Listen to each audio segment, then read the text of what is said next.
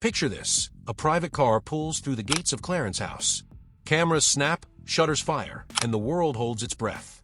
Prince Harry, fresh off a transatlantic flight, straightens his jacket, steels his nerves, and walks toward the same door where countless royal deals, dinners, and dramas have unfolded.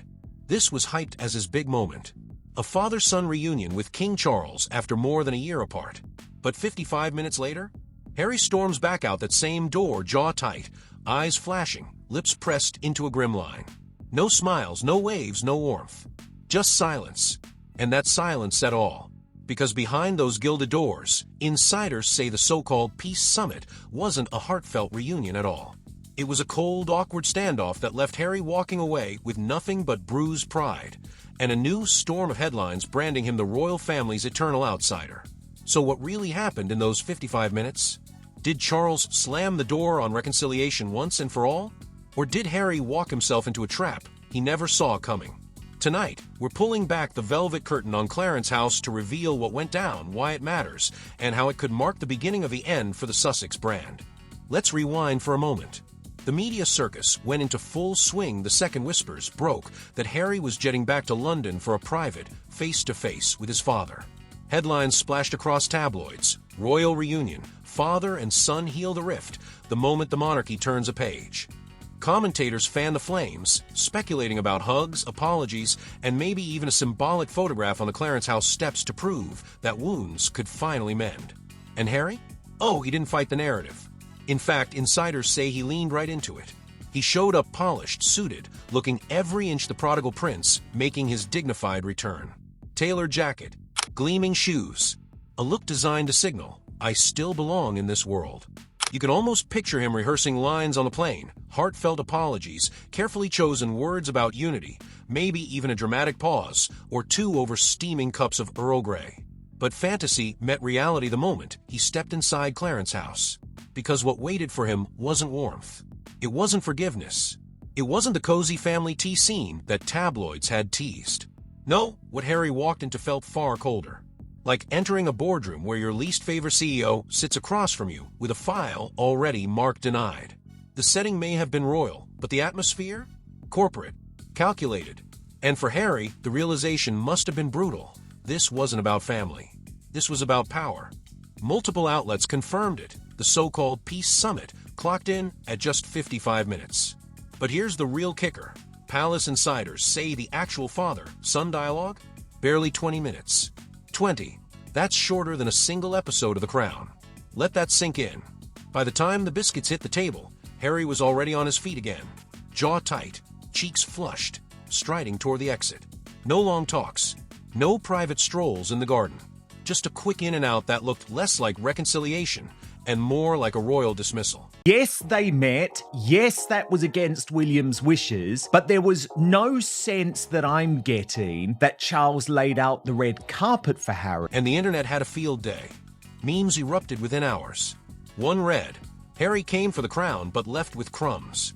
Another quipped, imagine flying across the Atlantic for a meeting shorter than a dentist appointment. Should have just sent a postcard. Savage? Yes.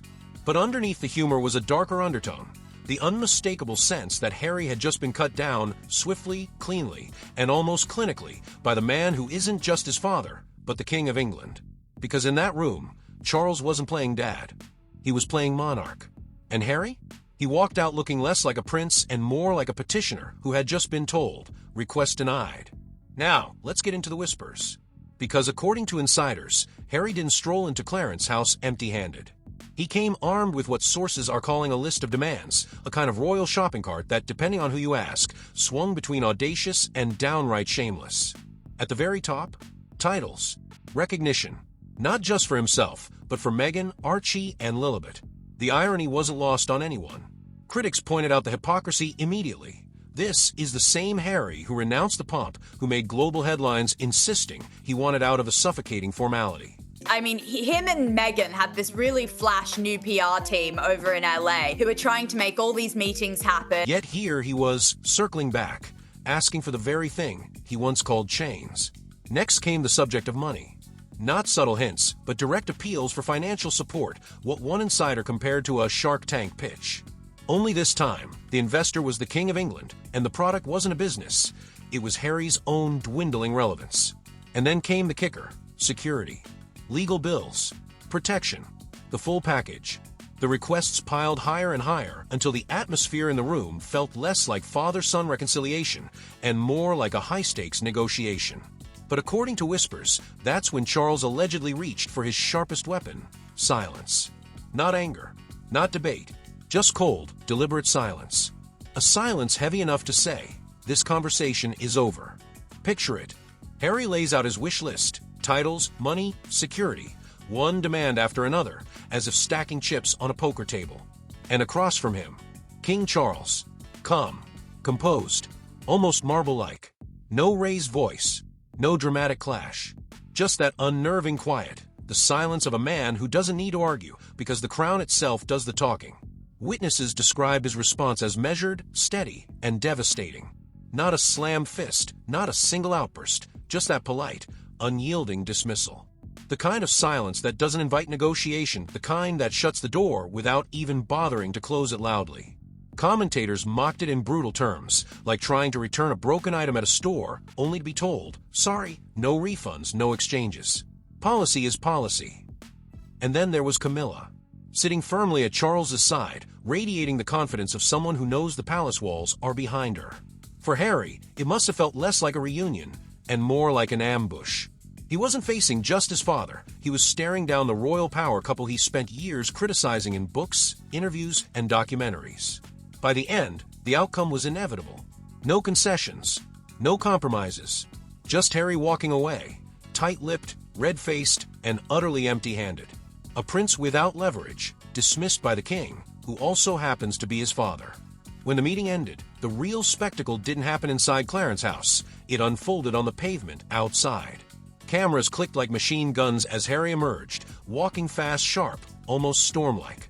His face said everything: tense jaw, tightened lips, eyes locked forward. No wave, no smile, not even the usual polite head nod for the press. Just a hard, cold exit, the kind that told the world this meeting was not a victory. Commentators pounced within minutes. One quipped, Charles looked like a king.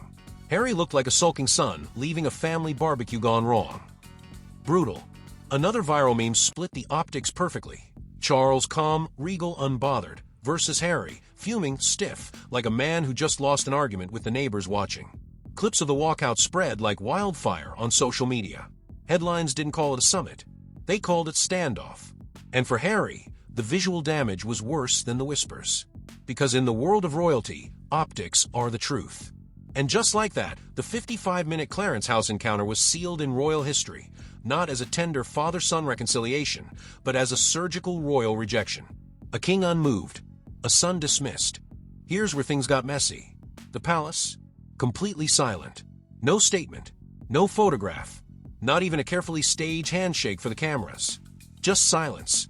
And in the royal world, silence isn't neutral, it's a strategy. It screamed louder than words ever could. Because while the palace stayed stone-faced, the press scrambled to fill the vacuum. Headlines leaned on hopeful language, a quiet first step toward healing. Father and son inch closer. But if the media tried to spin it as progress, the public wasn't buying the act for a second. Online, sarcasm reigned supreme. One viral post cut straight through the narrative. If that was reconciliation, then my last awkward Zoom call was basically a peace treaty. Another piled on with an even harsher burn. 55 minutes? That's not a summit, that's a dentist appointment. And at least the dentist sends you home with a free toothbrush. It was brutal, but it captured the mood. The gap between palace silence, press spin, and public perception had never felt wider. And in that gap, Harry's image took another hit. Not as a prince making peace, but as a son leaving empty-handed, his so-called reset written off as just another royal bust. And here's where this meeting stops being about family and starts being about business. Whether Harry realizes it or not, every Frosty Royal encounter has ripple effects across his entire brand. Think about it. Netflix, Spotify, the book deals, they're all built on one thing: access. Insider status. Drama straight from the palace gates. But if the palace doors are locked, if Charles won't budge and William won't even meet him, the pipeline runs dry. One brutal phrase has been bouncing around online ever since: no palace, no plot. I understand why Prince William has no desire to have a relationship with his brother. His brother brings nothing but negativity and potentially the end of the monarch. And that's the nightmare. Because without fresh royal drama, the Sussex storyline risks going stale. Commentators are calling the Clarence house encounter a chess match. Harry came in hot, moving fast, pushing demands across the table like pawns in a frantic opening gambit. Titles, money, security. He wanted progress, and he wanted it quickly. But Charles? He barely touched the board. No rush, no counterattacks, no dramatic gestures. He simply sat still, let the clock tick, and allowed Harry's own moves to collapse under their weight. When the dust settled, the king didn't need a flashy checkmate. He'd already won, by refusing to play Harry's game at all. Because here's the truth, you can't out-drama an institution that's been staging and surviving drama for centuries. The monarchy is built on ritual, silence, and endurance. It thrives on waiting out storms while critics and challengers burn themselves out. And that's the cold, brutal reality Harry faces. Charles doesn't need fiery words or tabloid spats to secure his position. All he needs is protocol, silence, and time. Meanwhile, with every transatlantic flight, every short meeting, and every empty-handed exit, Harry risks looking less like a reformer and more like a son desperate to be let back in. The image sticks: Charles unshaken, the steady monarch. Harry red-faced, knocking at doors that no longer open. And history has a way of remembering those contrasts long after the headlines fade. And here's the part almost nobody's talking about: legacy. Fast forward 10, 20 years. When documentaries rehash this royal saga, they won't waste time on what tea was poured or which biscuits sat on the plate at Clarence house. No, what will roll across the screen, over and over again, is the footage of Harry striding out, jaw clenched, hands empty. And they'll pair it with the image of Charles, calm and immovable, the monarch who didn't flinch. Because legacies aren't written in grand speeches or dramatic press releases. They're cemented in moments like this: quiet, unscripted, but unforgettable. For Charles, the optics couldn't have been sharper: a king who chose crown over chaos, duty over drama. For Harry, though, the risk is far heavier. Critics warn this scene could harden into the defining image of his royal journey, not the rebel prince rewriting history, but the son forever locked out, knocking on a door that refuses to open. And that's the haunting power of legacy. Sometimes it's not what you do, but how you're remembered in the split second the cameras catch you. So let's strip it back. This wasn't just a 55-minute tea break. It was a reminder. A reminder of who holds the power, who controls the narrative, and who walks away empty-handed. Charles doesn't need to fight. He just has to stay silent. Harry, meanwhile, keeps running out of moves. And that's the story the world will remember. Not the tea, not the biscuits, but the image of a king in control and a son shut out. But the question remains, is Harry truly fighting for family, or is he fighting a battle against an institution too powerful to ever let him win? Drop your thoughts in the comments. I read everyone. Because this story, it's only getting messy, eh?